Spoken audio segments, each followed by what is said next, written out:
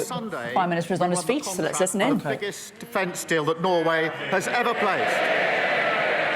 Mr. Speaker, that's a £10 billion investment securing 15 years of shipbuilding in Scotland and across the rest of the United Kingdom. Mr. Speaker, one day later on Monday, we launched 30 hours of free childcare for working families.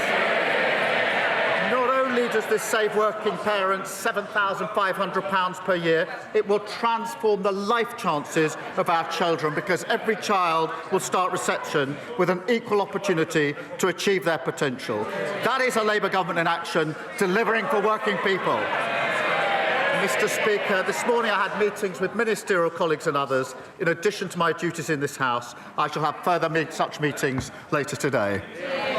Thank you, Mr. Speaker. Economically deprived high streets, poorer high streets, are flooded with gambling shops. The aim to permit legislation prevents councils from saying no. My summer campaign on gambling reform has received loads of support, including Gordon Brown, who says if we tax the gambling industry, we'll get £3 billion for our economy. Will the Prime Minister join campaigners and help me to end aim to permit so constituents like yours and mine can thrive? Prime Minister. Well, can I thank her for her question? It is important that local authorities are given additional tools and powers to ensure vibrant high streets.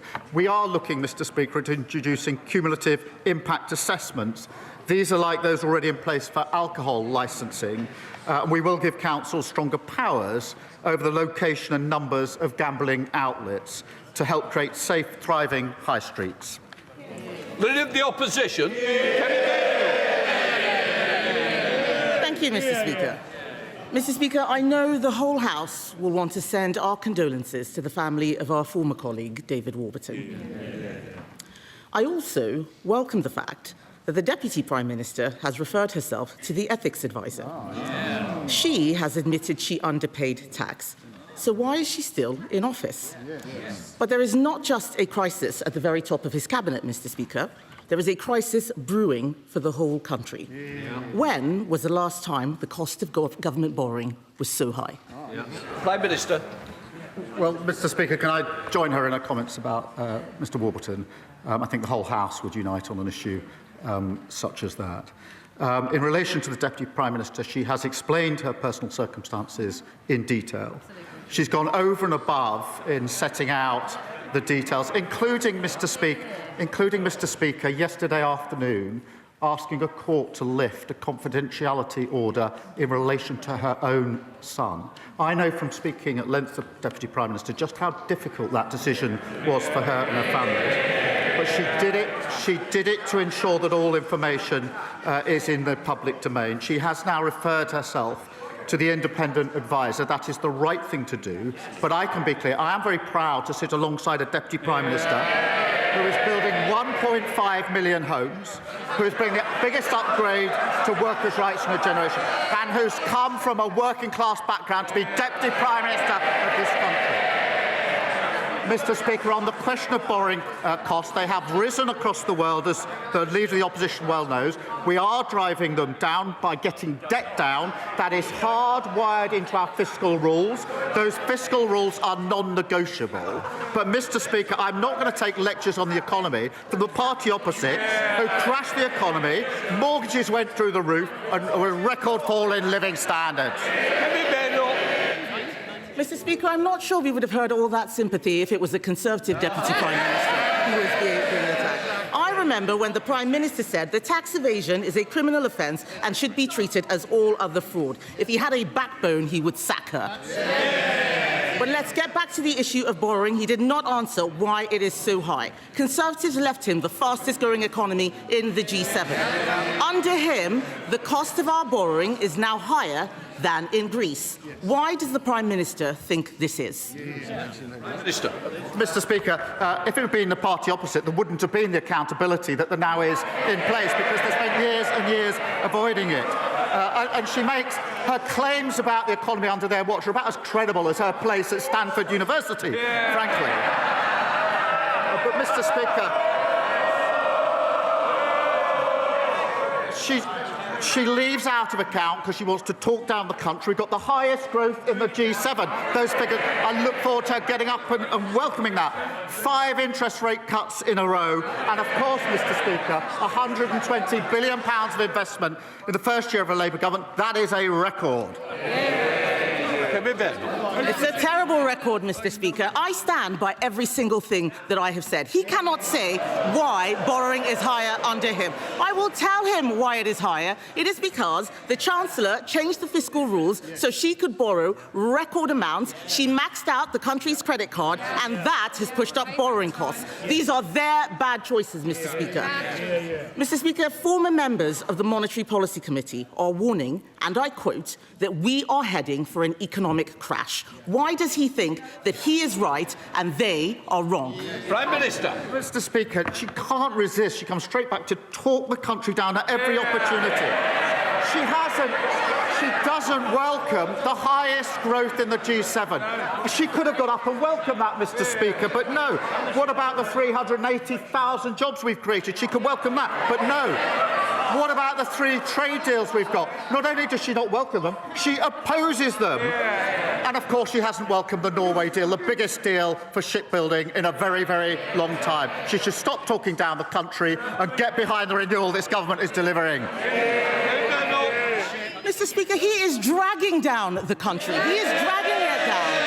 How can he stand there and say that he is creating jobs? Unemployment has gone up every single month under this Labour government. And if he doesn't know why borrowing costs are going up, another reason is that the markets can see that he is too weak to control spending. Now, we are reading that he wants to have another go at welfare costing. What makes him think that they will vote for it this time? Prime Minister.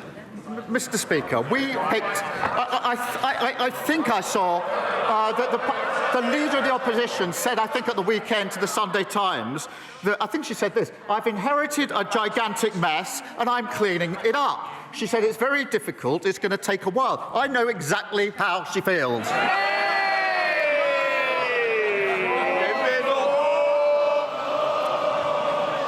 Mr. Speaker, we're not the ones referring ourselves to ethics advisors. The fact is, he is floundering.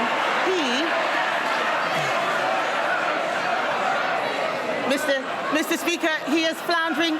Perhaps he should have a read of the covers of the... Shh.